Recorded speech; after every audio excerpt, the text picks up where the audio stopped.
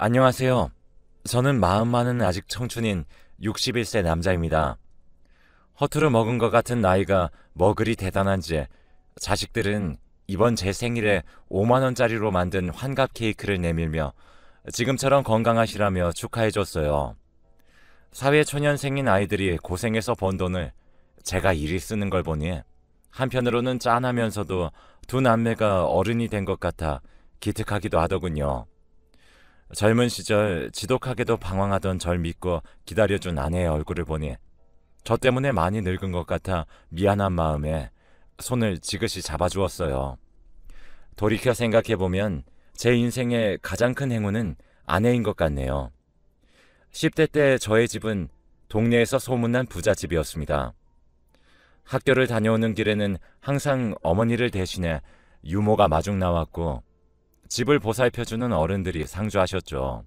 주방 일을 돌봐주시던 아주머니에게는 저와 동갑인 딸이 하나 있었습니다. 학교가 끝나면 늘 고생하는 아주머니를 도와 찬을 만들곤 했습니다. 저희 어머니는 그런 아주머니의 딸을 몹시 예뻐하셨어요. 그럴 만한 것이 어른에게 순종적이고 생각이 깊어 말 한마디를 건넬 때도 신중히 생각하고 얘기했고 외관 역시 봄에 갓 피어나는 개나리를 닮아 저희 어머니는 되바라진 여동생보다 아주머니의 딸을 귀여워하셨죠. 전 어릴 때부터 함께 자란 친구로만 그녀를 대했고 그녀 역시 제게 관심이 없는 것 같았습니다. 그러던 어느 날 신나게 바람을 느끼며 자전거를 타고 집을 가고 있었는데 저 앞에서 아주머니 딸이 터벅터벅 걸어가고 있더라고요. 항상 곱게 빗어 양갈래로 묶었던 머리가 헝클어져 있었고 신발은 어디다 흘렸는지 한쪽이 사라진 채 훌쩍거리며 걸어가고 있었습니다. 전 급하게 자전거를 세워 그녀에게 향했어요. 그녀의 얼굴을 살펴보니 누군가에게 맞은 것인지 얼굴이 붓고 입술은 터진 채 울고 있더군요. 야, 너 무슨 일 있었어? 몰골이 왜 이래? 아주머니 딸은 순간 흠칫 놀라며 저를 쳐다보더니 갑자기 제품에 안겨 엉엉 울기 시작했습니다. 저는 너무 당황스러웠지만 그녀에게 뭔가 큰일이 있었구나 싶어 눈물이 그칠 때까지 아무것도 하지 못한 채 그대로 서 있었네요. 울음이 멈춘 그녀는 처음 본 남자애들이 무리지어 오더니 어디론가 끌고 가려고 했다는 겁니다. 너무 놀라 소리도 지르지 못하고 끌려가다가 정신을 차리고 그 남자의 손을 있는 힘껏 깨물었더니 화가 난 일행들이 그녀를 때렸다고 하더군요. 너무 맞은 탓에 정신이 혼미해질 때쯤 다행히 지나가던 어떤 어른이 그녀를 발견하고 일행들은 그대로 도망쳤다며 다음에 다시 나타나서 해코지하면 어쩌냐며 무서워했어요. 저는 가족이나 마찬가지인 그녀가 못된 사람들에게 당할 뻔했다는 소리를 들으니 마음이 쿵하고 내려앉으며 화가 머리끝까지 차오르더군요. 무슨 그런 걱정을 해. 앞으로 무조건 넌 나랑 다녀. 제 얘기에 그녀는 안 될 얘기라며 강하게 거부하더군요. 혹시 자기 때문에 저희 어머니가 오해해서 자신의 엄마가 혼나면 안 된다는 것이었죠. 저는 어머니에게만 이 얘기를 해둘 테니 걱정하지 말라고 얘기를 했습니다. 어머니는 제 얘기를 들으시더니 잘했다고 칭찬을 해주시더군요. 하지만 제게 정의에게 이성의 감정을 느끼는 건 절대 안 된다고 제게 몇 번이나 말씀하셨습니다. 이후 저는 평소보다 일찍 일어나 집에서 조금 떨어진 대추나무 아래에 자전거를 세워두고 그녀가 나올 때까지 맑은 하늘을 바라보며 기다렸어요. 처음에는 저와 함께하는 등하교를 어색해하던 그녀는 시간이 흐르면서 자연스러워졌고 조용하기만 할 줄 알았던 그 애는 종달새처럼 제게 얘기를 걸어오더군요. 매일 지루했던 흙바람 나는 그 길이 그녀와 함께하니 더는 지루하지 않았습니다. 그 아이를 부르던 호칭도 더 이상 야, 너가 아니라 정이가 되었고 집으로 돌아오는 길에 장난도 치고 서로를 놀리며 재미있는 하루를 보냈었죠.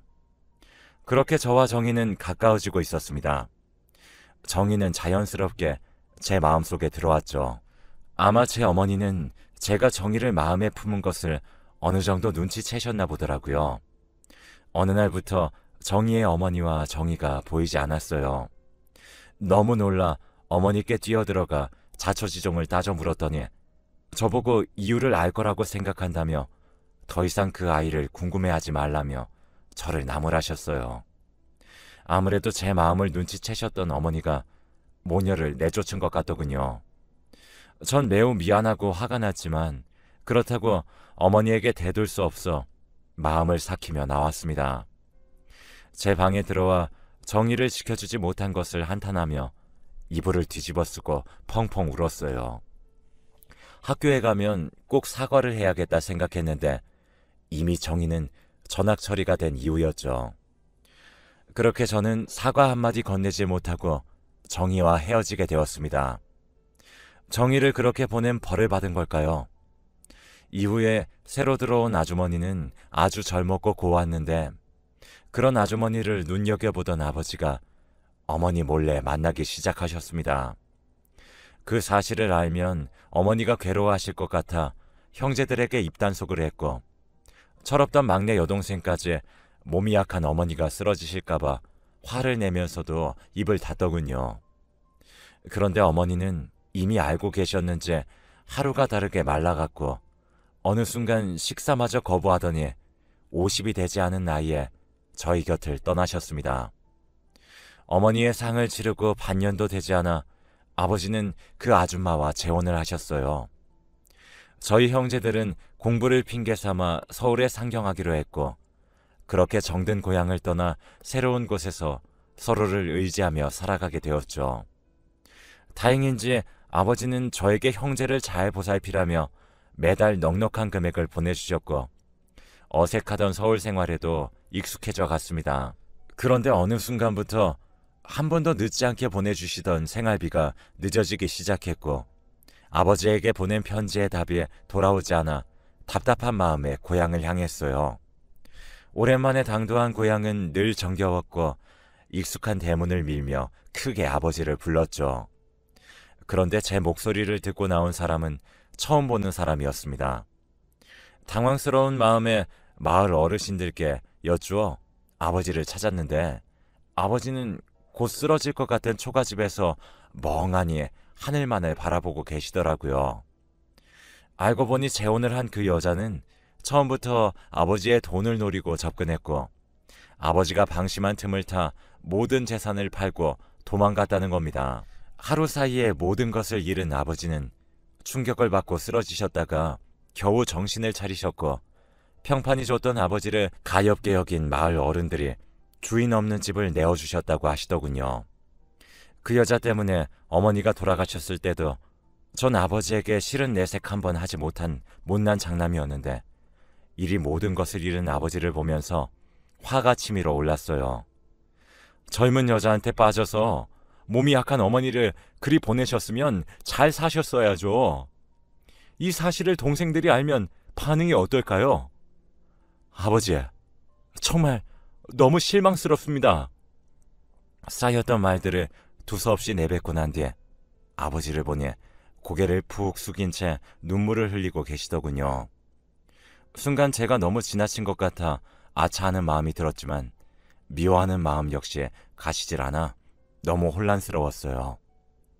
곧 무너져 내릴 것 같은 초가집에 아버지와 한참을 앉아 고민해도 답은 나오지 않았고 그래도 아버지니까 서울로 모시고 올라가기로 마음을 굳혔습니다. 처음에는 미안해하며 거절하던 아버지는 못 이기는 척 저와 함께 발길을 옮기셨죠. 다행히 저와 둘째 녀석은 취업을 한 상태였고 아버지가 넉넉하게 올려준 생활비를 모아두었기 때문에 먹고 사는 데는 지장이 없었습니다. 또한 상경하면서 제 이름으로 서울에 집을 사두셨던 상태라 예전처럼은 아니었지만 아버지를 부양하는 데 어려운 상황도 아니었죠. 아버지를 본 둘째와 막내 여동생의 표정은 좋지 않았고 전 상황에 대해 차분히 얘기해 줬습니다. 둘째는 불같이 화를 내었지만 이내 저처럼 받아들였지만 문제는 다른 데서 터져나왔죠. 어머니를 허무하게 보낸 게 한이라고 입에 달고 살던 막내는 아버지가 여자 때문에 한순간에 무너진 것을 보고 함께 살 수 없다며 선을 그어버렸습니다. 전 아무리 미워도 아버지라고 화를 내기도 하고 달래도 보았지만 생각은 바뀌지 않았고, 이른 새벽 막내는 자신을 찾지 말라는 쪽지를 남긴 채 사라졌습니다. 놀란 마음에 회사에 양해를 구하고 막내의 학교를 찾아가 무작정 기다렸습니다.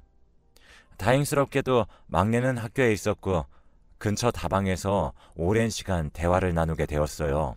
아버지를 용서할 수 없는 건 당연하지만 그냥 받아들이면 안 되냐는 제 물음에도 완고한 태도를 고수하는 막내를 보니 한숨만 나오더라고요.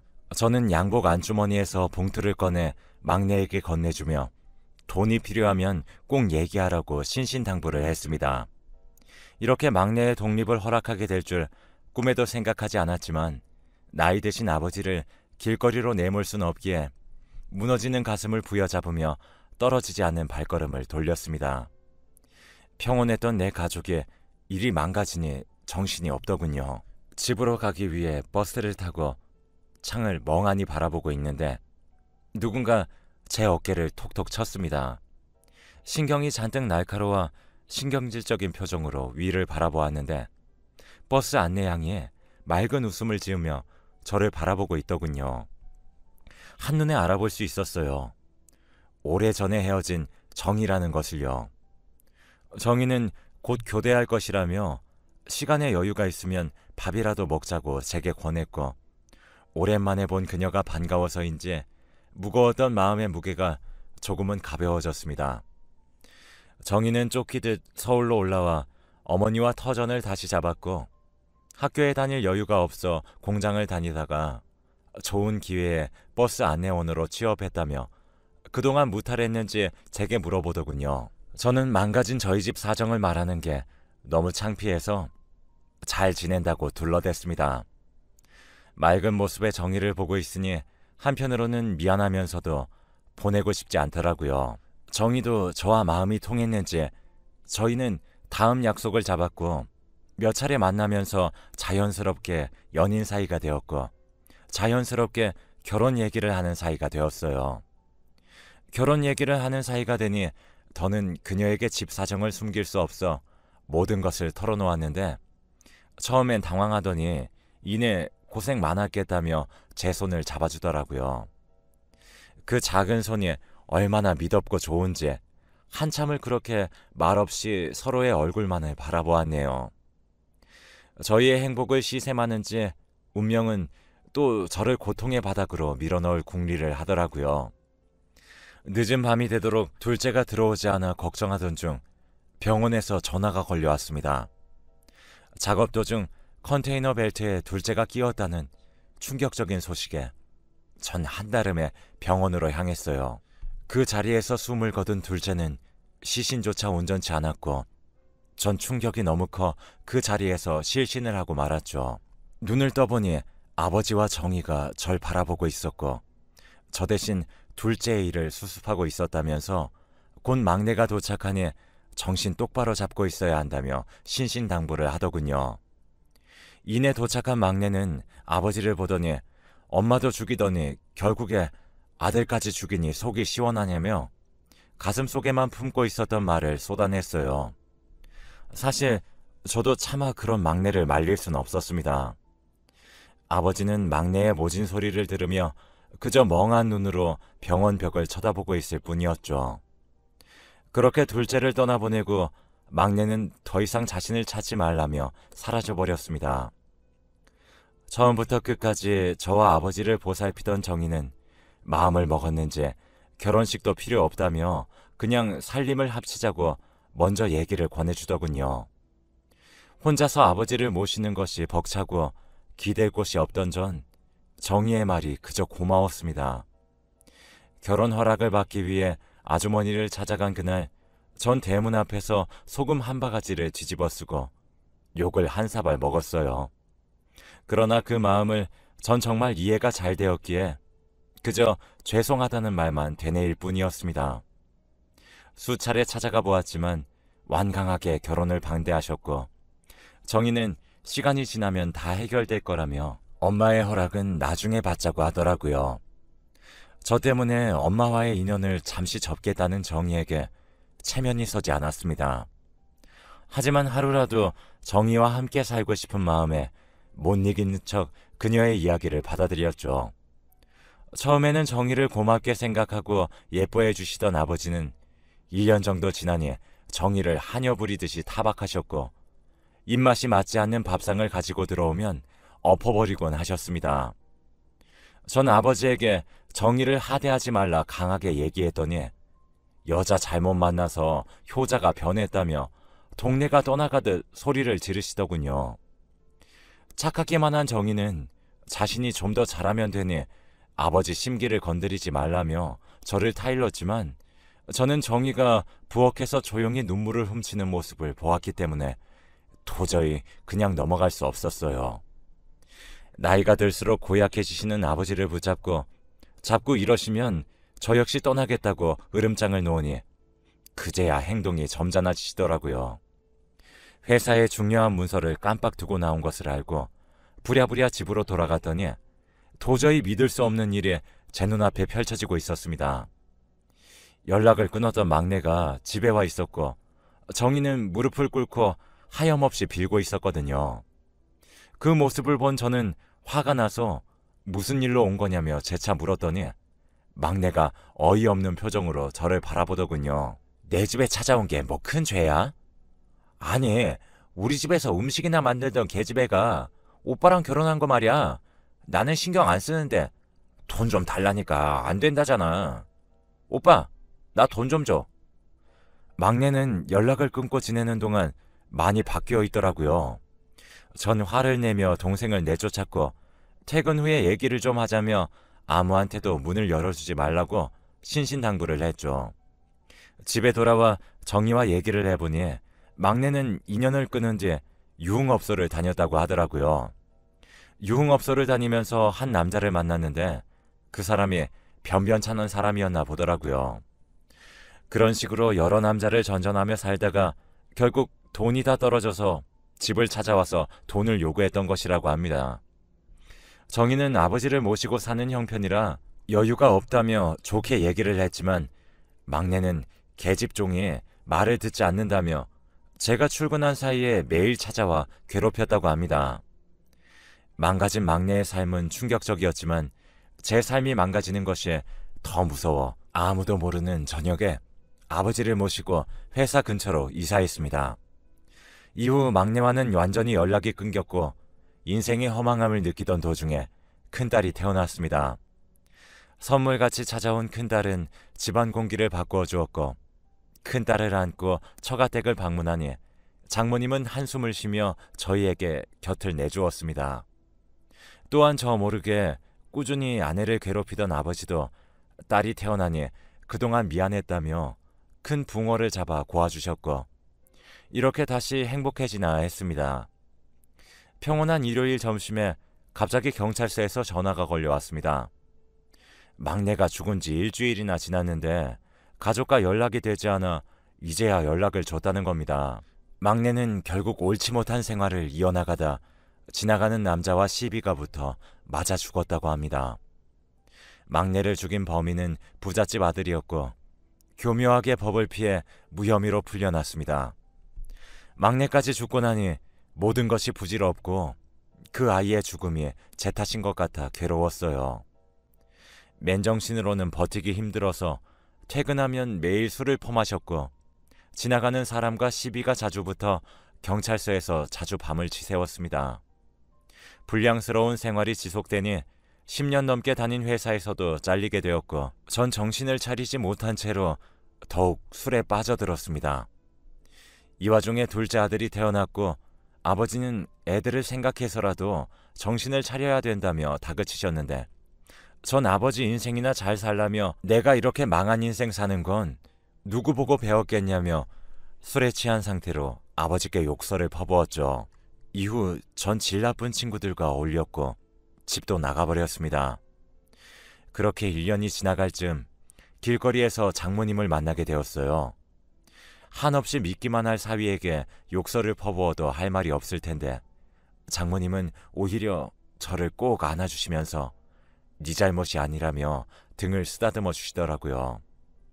그리고 제 손을 이끌고 처가댁으로 데려가시더니 따뜻한 미역국을 끓여주셨습니다.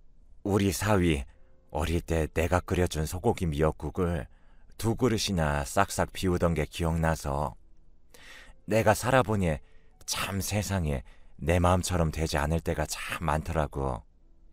그리고 자네처럼 그리 큰일이 많이 발생하면 제정신으로 살기 힘들지. 따뜻한 장모님 말에 눈물이 왈칵 쏟아져 나왔고 이내 말씀을 이어나가셨습니다. 이 정도 흔들렸으면 그만 정희 곁으로 돌아오렴. 방황하는 마음을 모르는 건 아니지만 그렇다고 해서 그 방황으로 남은 가족들을 괴롭히는 건 정당화할 수 없어. 사돈 어른과 아이들도 자네를 몹시 그리워하고 있고 이제는 앞을 내보고 걸어주면 내가 정말 고마울 것 같아. 산 사람은 또 살아나가야지. 저는 장모님 말씀에 눈물을 뚝뚝 흘리며 연신 죄송하다는 말만 되풀이했습니다. 그렇게 낯뜨거울 수도 부끄러울 수도 죄송할 수도 없었습니다. 장모님이 만들어주신 따뜻한 밥을 먹고 한동안 외면했었던 집으로 돌아가게 되었습니다. 그동안 아내는 시장에서 장사를 하며 늙은 아버지와 어린 자식들을 부양해 왔더라고요. 고왔던 얼굴은 매우 거칠어져 있었고 길고 예쁘던 손가락은 건조하게 갈라진 것을 보니 너무 미안해서 차마 고개를 들 수 없었습니다. 아내는 한동안 말없이 절 노려보더니 한숨을 내쉬곤 어서 들어오라며 제게 말을 하더군요. 이후 전 정신을 차리고 다시 열심히 살기 위해 노력했습니다.